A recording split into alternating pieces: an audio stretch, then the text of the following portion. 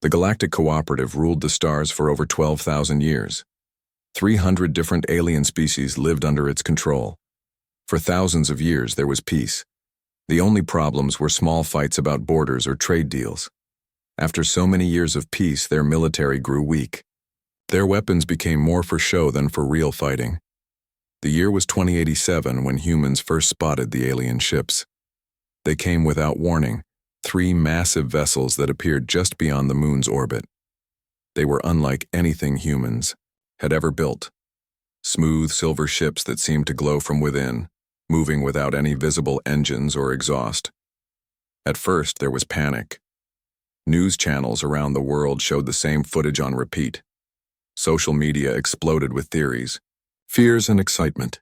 Some people ran to the countryside, while others gathered in cities hoping to witness history. World leaders quickly formed the Earth Defense Force, a temporary alliance of all nations. Captain Alan Moore was chosen to lead the first contact team because of his calm personality and background in both military strategy and diplomatic relations. "This is the moment that changes everything," Alan told his team as they prepared for the meeting at the neutral site in the Sahara Desert. "Stay calm, stay friendly, but stay alert." 3 days after their arrival, the aliens finally sent a message. "We come in peace. We wish to meet with Earth representatives." The EDF set up a simple meeting area, a large white tent with a round table in the center. Armed guards formed a wide perimeter, out of sight but ready if needed. Alan waited with his small team: Dr. Maria Garcia, Earth's top linguist; General Wei Chen, military advisor; and Sam Jackson, a young scientist who specialized in advanced technology. "They're coming," Sam whispered, checking his tablet that monitored the approaching alien shuttle. The alien craft landed softly, kicking up little dust despite its size. It was smaller than the ships in orbit, but still impressive, about the size of a commercial airplane but shaped like a teardrop. A door appeared in its seamless hull, and 5 creatures emerged. They walked on 2 legs, but looked nothing like humans. Each stood nearly 8 feet tall with slender bodies covered in iridescent scales that shifted colors in the sunlight. Their heads were elongated with 6 eyes arranged in a circle pattern. They had no visible mouths, but small vibrations came from thin membranes on their necks when they communicated. Captain Alan Moore stepped forward, his heart pounding, but his face showing only calm interest. "Welcome to Earth," he said, extending his hand in greeting. "We are honored to meet you." The lead alien, slightly taller than the others with scales that shimmered mostly blue, made no move to return the handshake. Instead, it raised a 3-fingered hand. A small device floated from its palm and hovered in the air between them. The device projected a holographic document, the alien symbols shifting until they formed English words. "We are representatives of the Galactic Cooperative," came a mechanical voice from the device. "I am Ambassador Zixar of the 7th Council. We have been observing your world for 50 of your years." Alan lowered his hand slowly, keeping his friendly expression. "We had no idea we had visitors. We would have prepared a better welcome." The alien's 6 eyes blinked in perfect unison. "Your species' development has reached the threshold for contact. This is a standard integration treaty," the alien continued, gesturing to the floating document. "Your species will be classified as Tier 7, developing. You will surrender all military capabilities and receive protection and guidance from the cooperative." Dr. Garcia stepped forward slightly.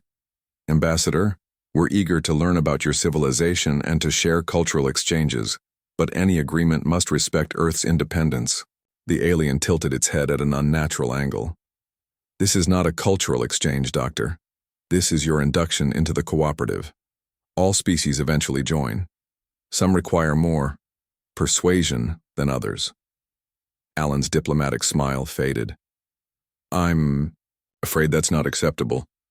We're willing to establish relations as equals, but Earth maintains its sovereignty." "Sovereignty," the alien repeated, the translator making the word sound hollow.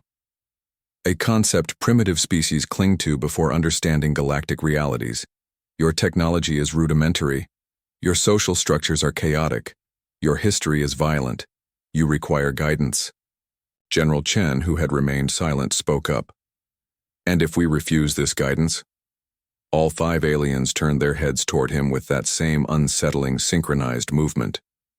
That would be unwise, Ambassador Zixar said. The cooperative represents 300 species across 12,000 systems. Your world stands alone. We prefer to stand on our own feet, Alan said firmly. We appreciate your offer, but we must decline. The alien's scales flickered to a deep purple. This is not a negotiation. The treaty will be signed or your planet will be classified as hostile. Sam Jackson whispered to Alan, Captain, I'm picking up energy spikes from their ship.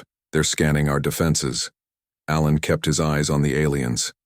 Ambassador, surely, there's room for discussion. Our species is young, but youth requires discipline, the ambassador interrupted. You will receive our terms in writing. You have 30 Earth days to reconsider your position. Without further discussion, the aliens turned in unison and walked back to their ship. The meeting had lasted less than 15 minutes. When the delegation returned to their ship, they sent a single message to Earth's leaders. You have 30 days to reconsider. After that, integration will proceed with or without your cooperation. An emergency meeting of the Earth Defense Council convened immediately, after the aliens departed. They're not here to make friends, Alan reported to the grim-faced world leaders on the video screens. They want control, not cooperation. Can we fight them? Asked the president of the African Union. General Chen shook his head. Their ships alone show technology centuries beyond ours. A direct military confrontation would be suicide. A tense silence filled the room until Susan Kim, the brilliant lead scientist at the Global Defense Initiative, spoke up. Maybe not, she said quietly. All eyes turned to her. Susan was known for her unorthodox thinking and remarkable breakthroughs in quantum physics. She hadn't been at the meeting with the aliens, but had been working on something secret for months. What do you mean? Alan asked. Susan pulled up files on the main screen. We've been studying pieces of alien technology for years, from the crash sites in Arizona, Siberia, and the South China Sea. Gasps filled the room. These incidents had been officially classified as experimental aircraft failures. Their ships that crashed weren't from the cooperative, Susan explained. They were from other alien groups. But the technology has similarities to what we just saw today, and I've discovered something interesting. She displayed complex frequency patterns on the screen.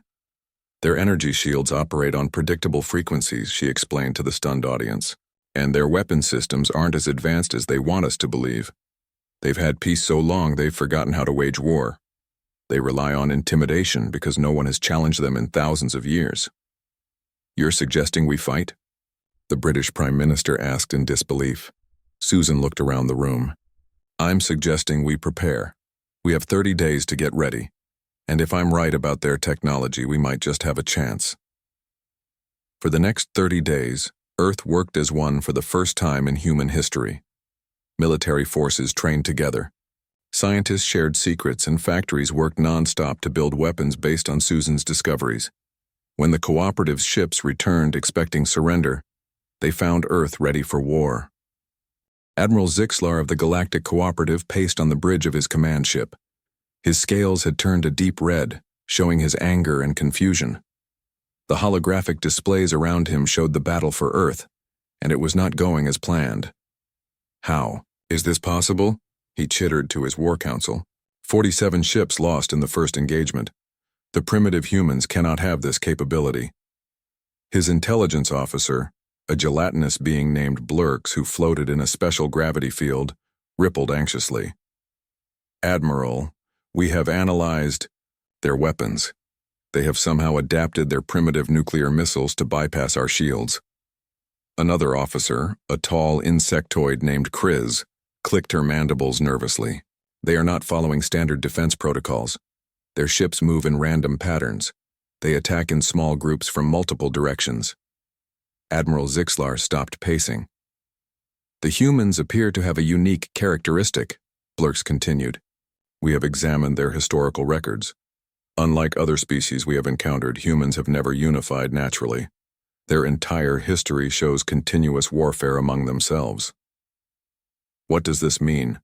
asked Zixlar. "It means," said Blurks, his body changing from blue to a worried purple, "that while we evolved through cooperation, they evolved through conflict. They have fought wars for thousands of years. They understand battle in ways we have forgotten. On Earth, the situation was desperate but not hopeless. The aliens had expected immediate surrender when their massive ships appeared over major cities.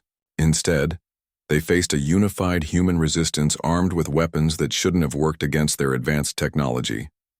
Major Frank Johnson led a special forces team through the Arizona desert at night. The moon was hidden behind clouds, making the darkness nearly complete. His team of 20 soldiers moved silently toward an alien landing site. Each soldier wore night vision goggles, simple technology that the aliens had dismissed as primitive. "They have numbers and technology," Frank told his soldiers before they set out. "But they fight like they've read about war in books without ever experiencing it. They place their ships in perfect formations. They follow patterns we don't." The alien base came into view, a circular arrangement of buildings surrounding a landing pad where 3 alien shuttles sat. Bright lights illuminated the entire area. "Just like the intel said," whispered Sergeant Dana Rodriguez, Frank's second-in-command. "They need lots of light. Their homeworlds have multiple moons and brighter stars. Earth nights confuse them." Frank nodded. "Let's use that. Team 1, take out the power generators on my mark." The human soldiers moved to their positions. Unlike the aliens with their standardized tactics, each team had a different approach. Some crawled through drainage pipes that the aliens hadn't bothered to secure. Others used simple grappling hooks to scale the perimeter walls. "In position," came the whispered reports through Frank's earpiece. "Execute," he ordered. Small explosive charges detonated at the base's power stations. The lights went out, plunging the area into darkness. The aliens, unable to see well in Earth's natural night, rushed around in confusion. Their communication devices filled the air with panicked chatter. Frank's team moved in, using their night vision to target the confused aliens. Within 20 minutes, they had captured the entire outpost without losing a single soldier. "Secure the shuttles and any technology," Frank ordered. "Remember Susan Kim's instructions. Focus on their communication devices and shield generators." Meanwhile, high above Earth, Captain Olivia Martinez commanded the newly commissioned Earth ship Defiance. The vessel was an odd sight. Part human aircraft carrier, part reverse-engineered alien technology. It was ugly compared to the sleek cooperative ships with visible welds and mismatched parts, but it was built for function, not beauty. "Status report," Olivia called to her bridge crew as the Defiance emerged from behind Earth's moon. 6 alien cruisers detected, reported her sensor officer, Jack Wilson. "They're forming up in a perfect geometric pattern just like in the simulations," Olivia smiled. "Textbook maneuvers, no adaptation." She had studied the alien battle formations for weeks. The cooperative ships always arranged themselves in the same patterns, following rules written thousands of years ago. "They expect us to either flee or attack from the front." She turned to her communications officer. "Send the signal to all ships. Pattern Omega." Earth's small fleet of 10 ships broke formation in what would appear to be a chaotic retreat to the cooperative vessels. But each human ship moved with purpose, drawing the aliens into a trap. "They're following us," Jack reported. "All 6 ships, in pursuit, maintaining their perfect formation." "Just like we predicted," Olivia said. "Weapon status?" "Ready," replied her tactical officer, a former submarine weapons specialist named Paul Harris. "Modified missiles armed and tracking." "Fire on my mark," Olivia ordered, watching as the alien ships moved exactly where she wanted them. 3, 2, 1, mark. Earth's ships fired missiles that appeared primitive to alien sensors. The cooperative vessels didn't even bother to adjust their shield frequencies, confident in their superior technology. Back at Earth's defense headquarters, Susan Kim sat in front of multiple screens monitoring the battle. When the signal came from the Defiance, she activated her frequency disruption device. The device sent out a specialized pulse that matched exactly the frequency of the alien shields. On her screen, Susan watched as the alien shields flickered and died. The human missiles, loaded with modified nuclear warheads, struck the unprotected ships. 4 of the 6 alien vessels exploded in brilliant flashes of light. "Their technology is advanced," she said to General Wei Chen, who stood watching behind her. "But they don't understand it anymore. They just use it. They haven't had to innovate in warfare for thousands of years." "And we've done nothing but innovate," Wei replied grimly. "War has been our most practiced art." The battle for Earth continued for days. The cooperative sent wave after wave of ships, expecting the humans to eventually run out of resources or lose their will to fight. But with each engagement, humans learned and adapted, while the aliens continued to follow their ancient battle doctrines. In Colorado, a team of engineers led by Dr. Ben Foster worked day and night to build more ships, using captured alien technology. Unlike the cooperative engineers who carefully followed thousand-year-old designs, the humans tore apart alien technology and rebuilt it in new ways. "We don't need to understand everything about how it works," Ben told his team. "We just need to know how to make it work for us." Within weeks, Earth had more ships. They were strange hybrid vessels that no alien engineer would recognize, part Earth technology, part cooperative, and part completely new designs created through human innovation. Admiral Zixlar received the reports of these new human ships with growing alarm. "This cannot be," he told his war council. "No species has ever adapted our technology so quickly. It took the Vril 300 years to reach this level of integration." "The humans are different," Blurks insisted. "They do not think as we do. They have had to struggle and fight for everything. We have been at peace so long we've forgotten the creativity that comes from necessity." As the second month of the war began, the cooperative found itself in an unthinkable position, losing to a species they had classified as primitive. The humans weren't just defending their planet anymore. They were taking the fight to the stars. High Counselor Vexnar of the Galactic Cooperative sat in his grand chamber on the capital world of Zentrix Prime.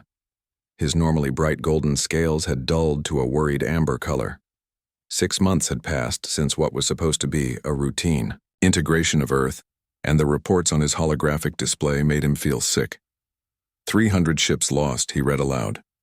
15,000 troops dead or captured. 4 outer system bases taken by human forces. He looked up at his advisors. "What are these humans?" The 7 council members shifted uncomfortably. None wanted to speak first. Finally, the military historian, an ancient, withered being named Tholks, who had lived for over 800 years, stepped forward. His body was thin and frail, kept alive by medical technology. "We've searched the archives, High Counselor," Tholks said in a raspy voice. "The humans fight like the ancient Voraks, from the early period before the Great Peace." Vexnar's scales rippled with surprise. "The Voraks were savages from our darkest histories." "Yes," Tholks nodded. "But they were effective warriors. Like the humans, they were unpredictable, adaptive, and showed no signs of following established battle protocols."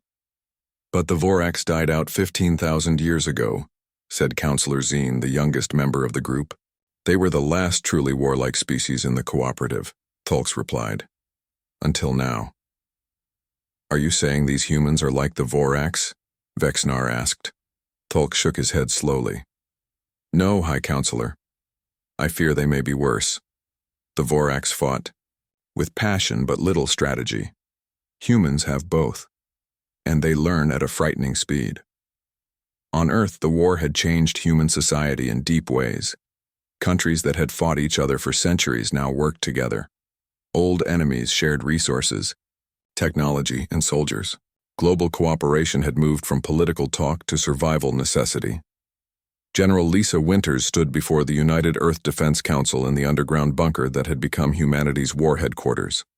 Maps and screens covered the walls, showing battle zones across Earth and now beyond it. "We've successfully pushed the cooperative forces out of our solar system," Lisa explained to the assembled leaders. Her uniform was simple and showed signs of wear. Like many military leaders, she spent more time on the front lines than in meetings. "What's next?" asked the representative from Brazil, a former diplomat named Carlos Vargas. Lisa touched a control, and the main screen showed a star map. The cooperative expects us to defend, she explained. Their historical records show that Tier 7 species never leave their home systems during first contact conflicts. She zoomed in on a nearby star system. We're going to surprise them. Operation Leapfrog will take the fight to their territory. Is that wise? Asked Wei Chen, now the head of the Asian Alliance. Our resources are limited. Lisa nodded to Susan Kim, who had become the head of Earth's new Technology Integration Division. Susan stepped forward. We've analyzed the captured cooperative databases. Their border outposts are lightly defended because they've never needed strong defenses. They expect attacks to follow their rulebook. Large fleets, formal declarations, standard tactics. And we'll do none of those things, Lisa added with a small smile. Earth's factories had been working around the clock, producing ships based on captured cooperative technology but modified with human ingenuity. The aliens' standardized designs were efficient but predictable. Human engineers had torn apart the rulebook, creating hybrid vessels that sacrificed elegance for effectiveness. At the Los Angeles shipyards, once a commercial port and now the largest ship construction facility on Earth, workers finished the final touches on the newest fleet. The ships looked nothing like traditional space vessels from science fiction. They were blocky, asymmetrical, and bristling with weapon systems taken from different alien technologies, combined in ways the cooperative engineers would find horrifying. Colonel John Martinez walked through the shipyard, inspecting the vessels that would carry his troops into enemy territory. At 45, John had spent most of his military career in special forces, specializing in unconventional warfare. Now those skills would be tested in the stars. Are they ready? He asked the chief engineer, a former car mechanic named Miguel Santos, who had shown a natural talent for understanding alien technology. Miguel patted the hull of the nearest ship. Not pretty, but they'll get you there and back. We've installed the shield frequency modulators on all 20 ships. They'll change patterns every 30 seconds so the aliens can't lock on. John nodded. And the weapons? A mix of our railguns and their plasma cannons, plus a few surprises we've cooked up. Miguel grinned. We found a way to use their own communication signals to confuse their targeting systems. 2 days later, John stood before the 3,000 soldiers of the first human expeditionary force. Men and women from every country on Earth had volunteered for this mission. Remember, he told them during the final briefing, the cooperative expects us to follow their rules of engagement. We won't. They expect us to attack military targets first. We'll hit their civilian infrastructure instead. They expect us to use standard approach vectors. We'll come in from directions they don't monitor. A young soldier raised her hand. Sir, isn't attacking civilian targets against the rules of war? John nodded. By our standards, yes. But we're not targeting civilians themselves, just their support systems. Power grids, communication networks, supply chains. We'll create confusion and fear, not casualties. Remember, we're fighting for survival here. The first target was a small cooperative monitoring station on Titan, Saturn's largest moon. It was considered a minor outpost with minimal strategic value according to cooperative military doctrine, which is exactly why John chose it. The human fleet appeared from behind Saturn, using the giant planet's magnetic field to hide their approach. The station had only a small defense force, more for handling local issues than repelling an actual attack. The cooperative commander, a tall avian being named Creeks, was so shocked by humans attacking off-world that he surrendered the station without firing a shot. Why would you come here? He asked John after the surrender ceremony. His feathers were fluffed in confusion. This facility has no strategic value according to cooperative military doctrine. John smiled. That's exactly why we came here first. The human forces quickly downloaded the station's databases, gathered all useful technology, and set charges to destroy it after they left. The prisoners were treated well but thoroughly questioned. Within a week, human forces had struck 6 similar low-value targets across the outer rim of cooperative space. Each attack followed a different pattern, with no discernible logic to cooperative military analysts. On Zentrix Prime, Admiral Claxon presented the disturbing findings to the High Council. "They're not following any pattern we can predict," he explained, his tentacles waving in agitation. "Sometimes they strike military targets, sometimes civilian infrastructure, sometimes they take prisoners, sometimes they leave messages in our computers. Sometimes they steal resources, sometimes they ignore valuable materials completely." "What is their strategy?" demanded Counselor Zentha. Claxon's skin darkened in embarrassment. "We don't know. There appears to be no strategy according to any military doctrine in our archives." "Of course there's a strategy," Tolks interrupted.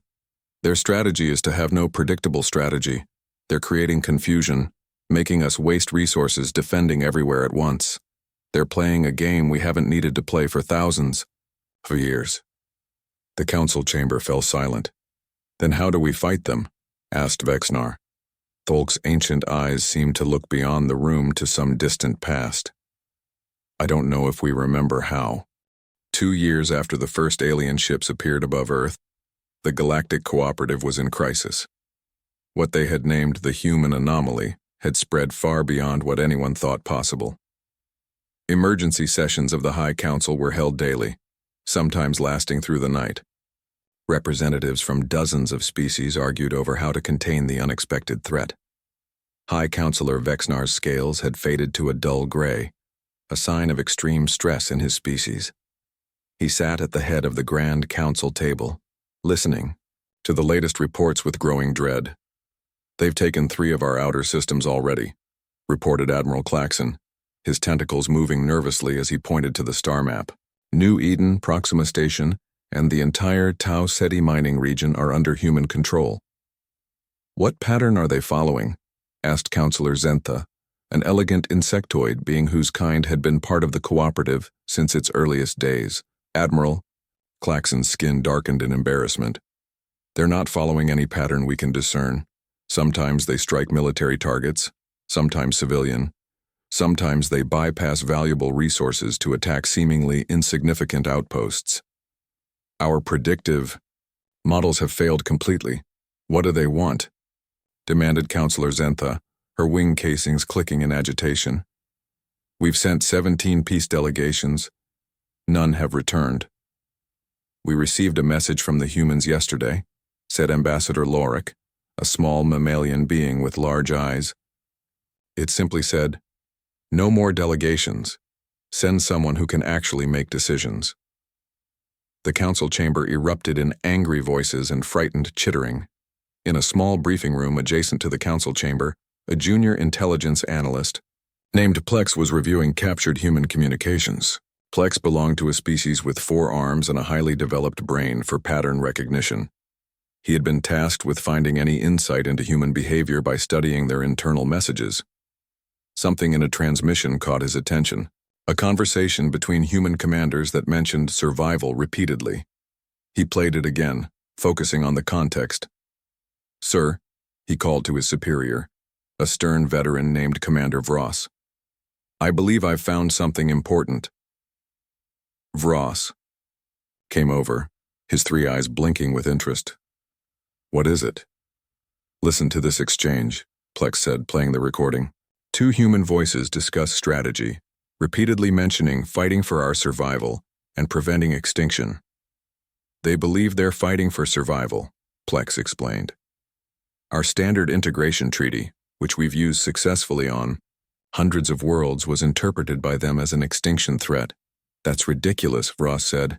"The treaty merely places them under our protection." Hours later, Plex stood nervously before the High Council explaining his discovery. His 4 hands fidgeted as all eyes focused on him.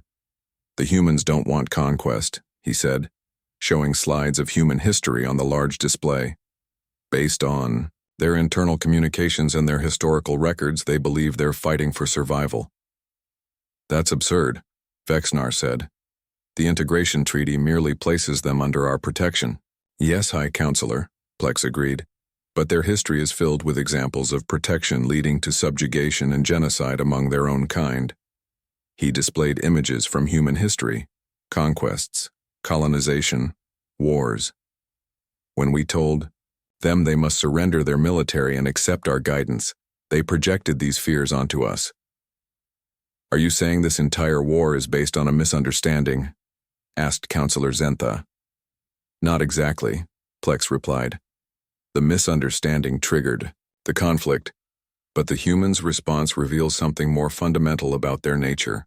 They refuse to submit to any outside control, even if it might benefit them. On the human flagship Liberty, Admiral Kate Daniels received the latest intelligence from captured cooperative databases. The Liberty was the largest vessel humans had built so far, a massive ship that combined Earth technology with the best systems taken from captured cooperative vessels. Its design would make any cooperative engineer have nightmares, but it was incredibly effective. They still don't understand, she told her senior staff gathered in the ship's command center. They see our attacks as irrational because they don't follow their strategic models. Commander Ryan Peterson, head of intelligence, nodded. Their military history is ancient. They literally wrote the rules of engagement and haven't updated them in thousands of years. They expect all species to follow them. That's why we're winning, Kate said, looking at the star map showing human advances into cooperative space. Not because we're stronger or smarter, but because we're unpredictable. We've received a message from their High Council, said Communications. Officer Sandra Chen. They're finally willing to talk directly with our leadership. Kate smiled. Good. That means our strategy is working. They're scared enough to negotiate. Can we trust them? Asked Tactical Officer Joe Ramirez. No, Kate replied honestly. But we're going to meet them anyway, and we're going to bring enough firepower to make sure they take us seriously. The final battle of the First Human War took place not over Earth, but in the heart of cooperative space. A human fleet led by Admiral Kate Daniels on the Liberty jumped into the system containing the cooperative capital world of Zentrix Prime. The cooperative fleet was massive, outnumbering the humans 50-1, but they were positioned exactly where human analysts had predicted, following the defensive formations detailed in their ancient military texts. Look at them, Kate said to her bridge crew as the view screen showed the enemy fleet. Perfect textbook formation. No adaptation even now.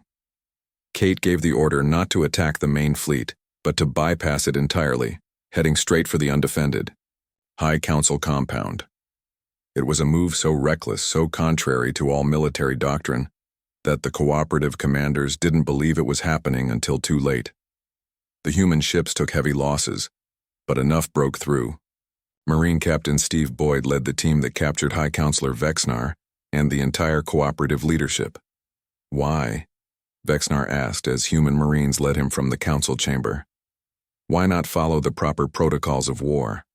Steve laughed, though there was no joy in it. Where I come from, the only protocol in war is to win. The peace treaty that ended the First Human War shocked the cooperative. Humans demanded not territory or resources, but recognition as equals, and the right to develop without interference. We don't want your worlds, Earth's negotiator told the cooperative representatives. We want our freedom, and a guarantee you'll never threaten us again. The cooperative, having never faced such a defeat in their 12,000-year history, reluctantly accepted the terms. As the cooperative fleet withdrew from Earth space, a message spread among their military ranks, from the highest admiral to the lowest recruit. If you encounter humans, do not engage. Retreat and report. They do not fight as we do. They do not think as we do. Their only consistent strategy is adaptation itself.